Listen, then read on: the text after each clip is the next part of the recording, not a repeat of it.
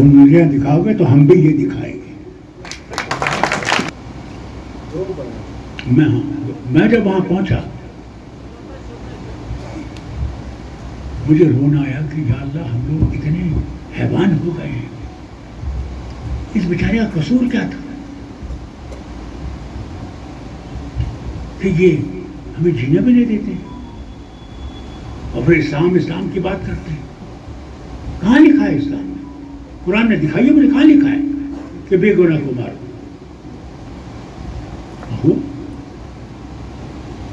वो समझते थे कि हिंदू को निकालने से बाद कश्मीर उनका हो जाएगा।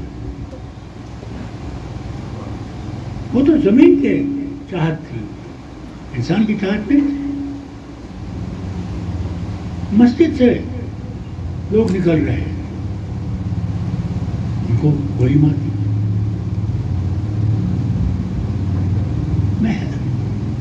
मैं आपको क्या कहूँ, खून के आंसू मैंने उन 6 साल में डाले। ये क्या हाल था? हमारी बहन की इज्जत नहीं थी, माँ की इज्जत नहीं थी, बुजुर्ग भाई की इज्जत नहीं थी। मैं कहता हूँ ये कब बदलेगा? बेकारी आसमान पे, हमारे डॉक्टर बेकार, इंजीनियर बेकार, हमारे पढ़े लिखे बच्चे बेकार, स्कूल बंद। उस्ताद ने, क्योंकि अगर उस्ताद यहाँ का था वो उस पहाड़ी पर जाना नहीं चाहता था, क्योंकि पता नहीं वापस आएगा भी जिंदा या मरदा आएगा। और स्कूल जले थे, क्या नहीं किया इन लोगों ने। समझते जितना इनको नाखानदा रखेंगे उतना ही हमारे साथ रहेंगे। मगर अल्लाह ने मदद की, अल्लाह ने हमें वो मौका दिया और वैसे लोग दिए जैसे शफी उड़ी साहब। उनके लिए दुआ करें कि अल्लाह उनको शफा बख्शे। मेरे पास आए, मैंने शफी साहब से कहा, मैंने शफी साहब आपने देखा इस हेलीकॉप्टर में जाते हैं, स्कूल बंद, कोई स्कूल पहाड़ी पे खुला नहीं, क्या करें? कहने घबराइए मत, मेहरबानी अल्लाह की, हम एक स्कीम करेंगे, रहबर तालीम की स्कीम करेंगे। क्योंकि यहाँ से नहीं जाता बच्चा, या पुंछ से नहीं जाता, या राजौरी से नहीं जाता। हम ये करेंगे कि वहाँ जो बुजुर्ग है, उस स्कूल के दायरे में जो बुजुर्ग है, उनसे पूछेंगे भाई अगर यहाँ कोई लड़का और लड़की जो पढ़ा सकती है उनको नौकरी दे देंगे और 5 साल में उन्हें परमानेंट बना देंगे। और हर साल ये बुजुर्ग जो इसको लगाने वाले हैं उनसे पूछेंगे क्या ये बच्चा और बच्ची इस काबिल हैं कि इन्हें स्कूल को ठीक से चलाया है। हमने जिम्मेदारी उन पर छोड़ी और कहा अगर उस गांव से नहीं है तो जो करीब गांव है उससे देखिए, आपके स्कूल चल रहे। 300 से ज्यादा डॉक्टर, हकीम, वैद्य जो भी थे, डेंटिस्ट लगातार। ये नहीं देखा ये हिंदू है, मुसलमान है, सिख है, मेरा है या किसी और का है। नहीं, मैंने कहा इंसान है, हमें इसकी जरूरत है। हर तरीके से हमने कोशिश की इस रियासत उस मुश्किल से निकालने के लिए। जैसे कहिए कोई नहीं था उस वक्त, कोई नहीं निकला, डर गए, सहम गए। एक ये वाहिद जमात है जिसे नेशनल कॉन्फ्रेंस कहते हैं, ये हल वाला झंडा, वो निकले जान हथेली पे लिख के, हाथ पे, पता था पता नहीं किस कोने में वो मारे जाएंगे, कहां के बम लगाया जाए, और निकले और यहां की तकदीर को बदलाने की कोशिश की। जम्मू कश्मीर और लद्दाख की कम बात नहीं। इतने मुसीबतों से आप लोग गुजरे हैं। ये हमारे आज के बच्चों को पता नहीं। हमें तो ये भी यकीन नहीं था कि हम जिंदा रहेंगे या नहीं रहेंगे। और मैंने अपने साथियों को देखा, नीचे गाड़ियों के नीचे बम लगा दिए गए और मैंने इन्हीं हाथों से उनकी गोश्त जो है दरख्त से उठाया, मगर हम पीछे नहीं हटे।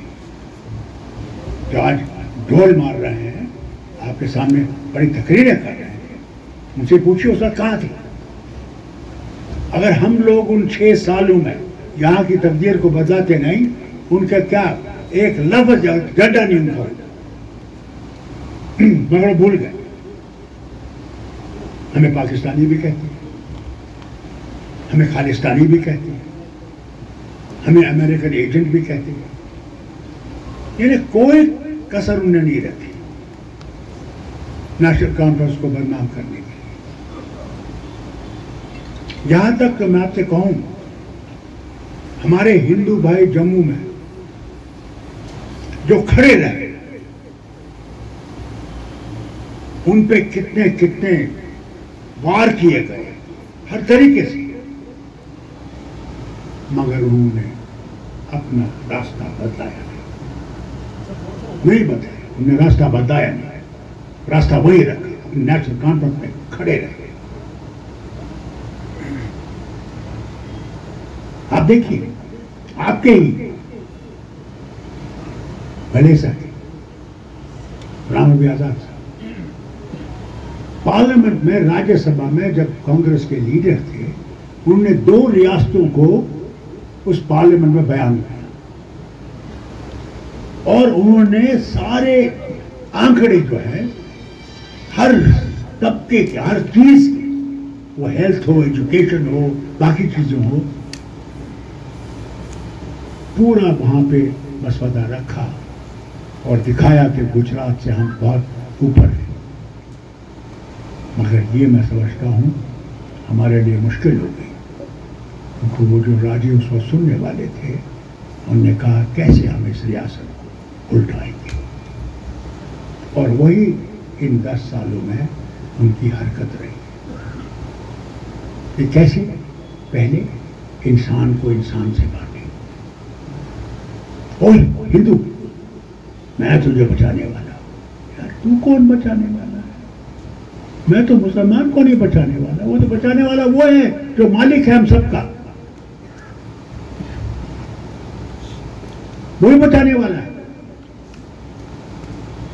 मगर लोगों के दिमागों में डाल दिया,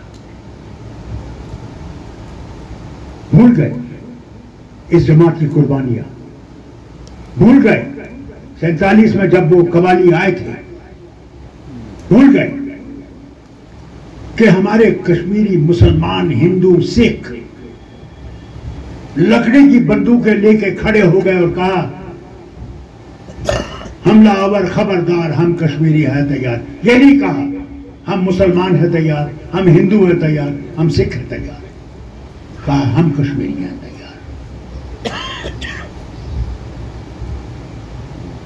मगर ये भूल जाते हैं, जो दिल्ली में राज करते हैं वो भूल जाते हैं कि आजाद मुल्क था, आजाद मुल्क था। जब अंग्रेज गए, उस वक्त उन्होंने फैसला किया कि ये महाराजे और नवाब फैसला करेंगे कि वो हिंदुस्तान के साथ जाएंगे या पाकिस्तान के साथ जाएंगे। क्या हुआ उस वक्त? उन्होंने ये रखा कि अगर राजा जो है या नवाब जो है वो ऊपर है, मगर आबादी जो है वो दूसरी कौम की है, वहां उस महाराजे को नवाब का नहीं माना जाएगा, वो उन लोगों का माना जाएगा। नहीं तो हैदराबाद निजाम वो पाकिस्तान में जाना चाहते थे, जूनागढ़ के नवाब पाकिस्तान में जाना चाहते थे, मगर आबादी हिंदुओं की थी, वो नहीं जा सके। बल्कि ये भी आपको बताऊं, ये जो बड़ा ढूंढ मारते हैं कि सरदार पटेल इनके हैं, सरदार पटेल ने उस वक्त पाकिस्तान के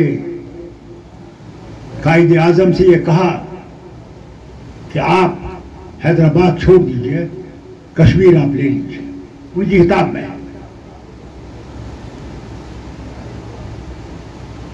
और आज ये दावा कर रहे हैं ये लोग जिनने हिंदुस्तान की आजादी के लिए कुछ नहीं किया, अंग्रेजों के पिट्ठू बने, अंग्रेजों से माफिया मांगने गए, हम इस कांग्रेस का जो ये है आपको निकालने का हिंदुस्तान से, हम इसके साथ नहीं है। आज ये बड़े बड़े हैं कहते हैं हमने, तुम कहां थे उस वक्त, कहां थे तुम्हारे लीडर? अंग्रेजों के बाजों के साथ बैठे हुए थे उस वक्त। मुसलमान, हिंदू, सिख, ईसाई खड़े हो गए और अंग्रेजों से कहा कि तुमने भारत छोड़ना है। अफसोस तो ये हुआ कि ये अंग्रेज भी बड़े बेईमान, और हमारे उस वक्त कुछ साथी ऐसे थे जिनने वो दीवार खड़ी कर दी दो इस हिंदुस्तान, जिससे आज तक हम ठीक नहीं कर सकते, आज तक हम उसका भुगत रहे, अल्लाह जाने कब तक भुगते। मगर हम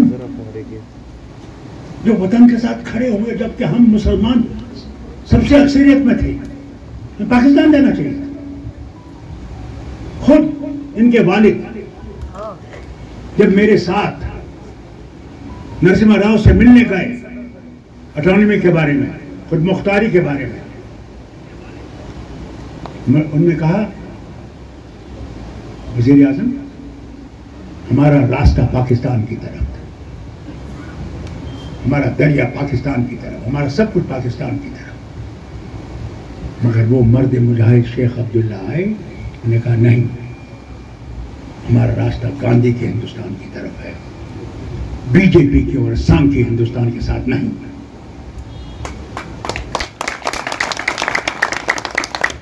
ये हमें तोड़ना चाहते हैं, बांटना चाहते हैं, खत्म करना चाहते हैं, ये हमारे तशक्कुस को खत्म करना चाहते हैं। याद रखिएगा, ये वोट जो आप देने वाले हैं, ये आपके बच्चे और आने वाले बच्चों के लिए तुम दे रहे हो कि क्या तुम इस रियासत के तशक्कुस को बचा सको, तुम अपनी जबान को, तुम अपने तरीके जिंदगी को बचा सकोगे या मिटा दोगे। सवाल ये है, सवाल ये नहीं है कि हल है या वो है, ये है हल सिर्फ लड़ रहा है कि हम लोग जिंदा रह सके, डोगरी हो सके, कश्मीरी हो सके, भद्रवाही जबान चल सके, शेखू चल सके, गुजरों की जबान आगे चल सके, सारी जबानें जो है यहाँ 14 जबानें जो बच सके, बस एक ही जबान ना बचे। जब तक आप इकट्ठे नहीं होंगे और छोटी छोटी इन कुछ गलतियों से आप कहोगे बैठ जाए क्या है, फिर याद रखना जब और जुल्म बढ़ेगा तब याद करना ये हाल क्या कहता था तुमसे। इस उम्र में भी मुझे वज़ीर आज़म का शौक नहीं है, जो ये अभी बीजेपी के लीडर ने बयान दिया है, वो तो रोज बयान देते थे, जैसे पहले भी देते थे हम जीत के हुकूमत बनाएंगे। अरे तुम्हारे माँ का हुकूमत बना गए वो दिन जब फाख्ता उड़ाया करते थे, गए कहते नहीं थे 370 पार, 470 पार। आज जनाब बैसाखी पे चल रहे हैं, वो भी नहीं पता कि बैसाखी कब गिर जाएगी। खुदा की कसम कहता हूं आपसे, पार्लियामेंट में देखिए उनके चेहरे कैसे गिरे होते हैं। या अगर इलेक्शन कमीशन उनकी मदद नहीं करता तो ये कभी 140 से ज्यादा सीटें नहीं लाती। और फिर ये फारूक अब्दुल्ला पे बात कर, अरे कहां थे तुम जब ये जमात उठी और इस वतन के साथ हाथ मिलाया, कहां थे तुम? आज हमें उंगलियां दिखा रहे। तुम उंगलियां दिखाओगे तो हम भी ये दिखाएंगे। जनाबे फारूक साहब,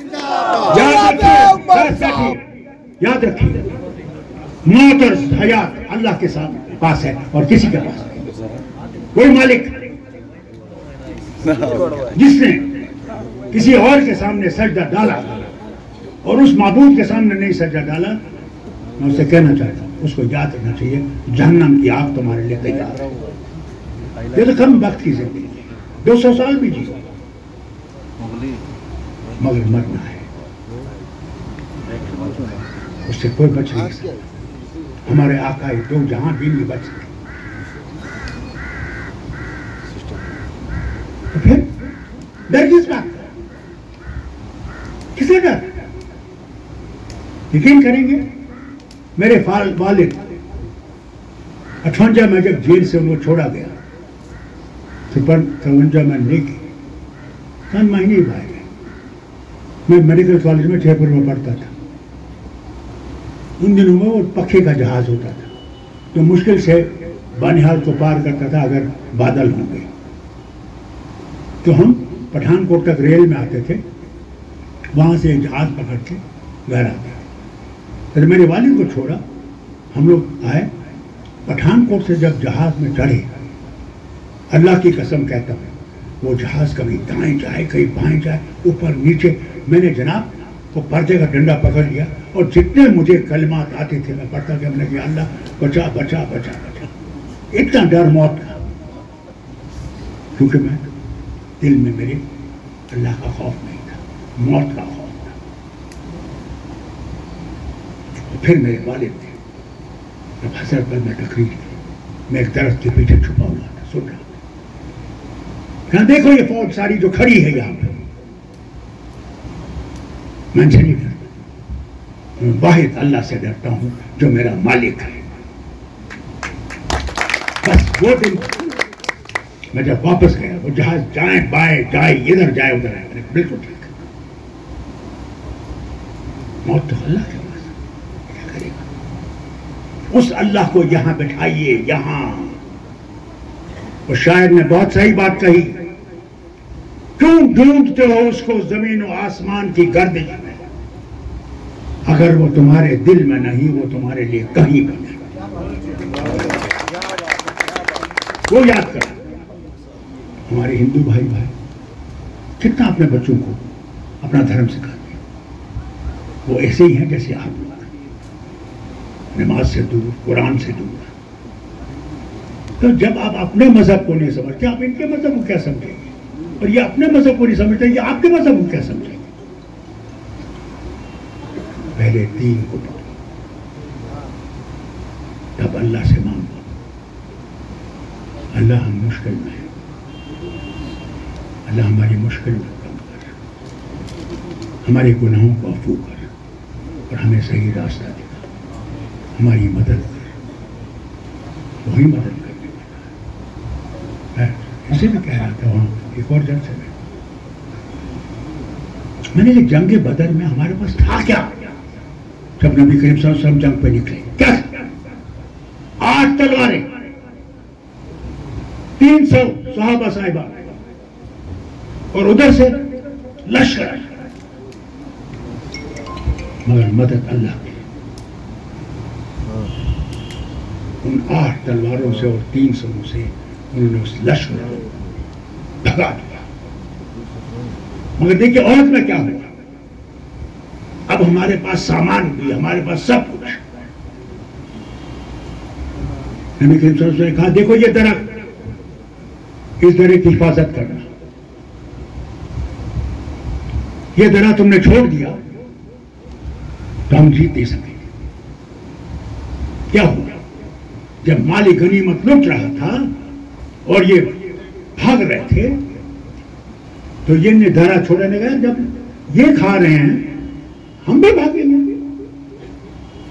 और उसी दर्रे से वो दुश्मन आया और हमारे पैगंबर दो जहान के दंगाने मुबारक भी शहीद किए और पता नहीं कितने और तकलीफें उनको दी। याद है आपको? आज मैं आपसे कहता हूं, आपका दर्रा ये नेशनल कॉन्फ्रेंस का ये जो है ये हल है। खबरदार, इस दर्रे को तुमने छोड़ा, फिर जो तुम पे आफतें आएंगी उसके जिम्मेदार तुम हो। ये हल नहीं है। इस हल को थामे रखिए और इसको यहां बिठाइए कि आप अपने लिए नहीं, अपने आने वाले नस्लों के लिए काम करना चाहते हैं, उनको आगे ले जाना चाहते हैं, उनका मुस्तकबिल बनाना चाहते हैं। आज तो वो मालिक बैठे हुए, आज तो वाइसरॉय कश्मीर में बैठा हुआ है। रास्ता आधे घंटे के लिए बंद होता है जब उसकी गाड़ी चलती है, क्यों ना एम्बुलेंस में मरीज जो है मर रहा है। इस चीज को हम बदलाएंगे, इंशाअल्लाह बदलाएंगे और दरवाजे बांट लेंगे इंशाअल्लाह। वो लोगों का गुलाम है, लोगों का मालिक नहीं है। वजीर आला है मगर गरीब और लोगों का गुलाम है, मास्टर नहीं है, मालिक नहीं है। एमएलए है, डीडीसी मेंबर है, पंचायत मेंबर है। वो कभी ये ना समझे कि मैं मालिक हूं, वो ये समझे कि अल्लाह ने मुझ पर एक जिम्मेवारी डाली है और मैं इनका खादिम हूं। हम तो बैठ जाते हैं कुर्सी पर, समझते हैं हम मालिक हैं। इसे आपसे कहता हूं, न सिर्फ असेंबली इलेक्शन बल्कि पंचायत के इलेक्शन आएंगे, टाउन एरिया कमेटी इलेक्शन आएंगे, म्यूनिसिपैलिटीज के इलेक्शन आएंगे। अल्लाह के वास्ते मैं बहनों से कहता हूं, 33% आपका हिस्सा है, उस हिस्से के लिए तैयारी करें कि आप ऐसे लड़कियों को, औरतों को लाएं जो न सिर्फ अपने हक के लिए बल्कि उस वक्त उस जगह के हक के लिए जहां से आपको खड़ा किया है, आप उसको पूरा कर सकें। तैयारी कीजिए। अब कोई इलेक्शन आप भाग नहीं सकते, बेकार का रास्ता हमने नहीं लेना, हमने मुकाबला करना, आगे आगे सामने भागना। हम वतन के दुश्मन नहीं हैं, हम वतन के साथ हैं, मगर वो पहचान नहीं सकते क्योंकि उनके दिल काले हैं, काले दिल से और वो ऐसी ऐनकें लगा के बैठे हैं कि उनको सच्चाई नहीं दिखती, और अगर दिखती भी है वो शुतुरमुर्ग की तरह उस पर बैठे हुए हैं, कुछ नहीं होने वाला। माफी चाहता हूं, देर होगा, मगर ये कहना आपके लिए जरूरी है। हर चीज एक इधर रख के आज हर गांव में पहुंचे, हर घर में पहुंचे, और बताइए आप किस लिए लड़ रहे हैं, क्यों लड़ रहे हैं। और उनके साथ ख्याल रखिएगा, मुखबिर हर वक्त रहा, शैतान हर वक्त रहा है, और वो आपकी मजलिस में भी होगा। जो दिन को आपके साथ है, रात को उनके साथ है। इनका एहसास कीजिएगा। और ये जो मशीन है, इस मशीन के सामने उनको रखिएगा, मैं आपसे कहता हूं। और जो कभी आपको, अगर उनके पास लाख रुपया भी रखा जाए, वो आपको धोखा नहीं दे मशीन में, वो और वोट दूसरों के न लगाए। आज है, आज इलेक्शन कमीशन के पास सबसे बड़ा मुद्दा जो इस पार्लियामेंट्री इलेक्शन के बाद हुआ है कि ये बताइए कैसे एक जगह में आपने 5 लाख गिने हैं, जबकि आबादी वहां 4 लाख की है, 5 लाख कहां से इसमें लूटा गए? या जहां पे 4 लाख है वहां 3 लाख कैसे आ गए? इन्हें कमी कैसे हुई और ज्यादा कैसे हुई? इसका जवाब दीजिए। और आज तक इलेक्शन कमीशन इसका जवाब नहीं दे सकता। इससे होश करिए। मैं आपसे कहता हूं, अगर आपने मुस्तकबिल बनाना, इस मशीन का ख्याल रखना, वहां पे उन आदमियों को रखना जो कत्ल भी हो जाए मगर वहां से हिले नहीं, और हिले तो दूसरा आदमी जो बैठेगा उतना ही मजबूत होना चाहिए। तूफान भी आ जाए वो खड़ा है, ये बात है। अल्लाह इन्हें कामयाब करे, इस जमात को कामयाब करे। आमीन। न सिर्फ आपको यहाँ के लिए कामयाब, क्योंकि इन्हें कॉन्स्टिट्यूशन को कभी इधर से उधर उधर इधर से कर दिया है।